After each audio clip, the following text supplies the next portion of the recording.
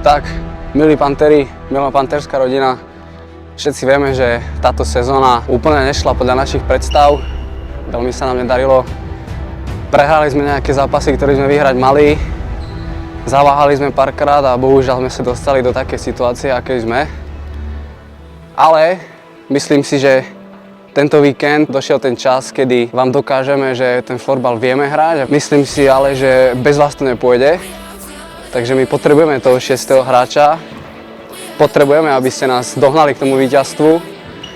A budem veľmi rád, keď sa uvidíme na štierku, roztočíme to tu a napravíme pokazené za túto sezónu. Jsme ve vás na jedny z nejdůležitějších zápasů této sezóny na Štěrkáč v sobotu a v neděli od 5:30. Přijďte nás podpořit, díky.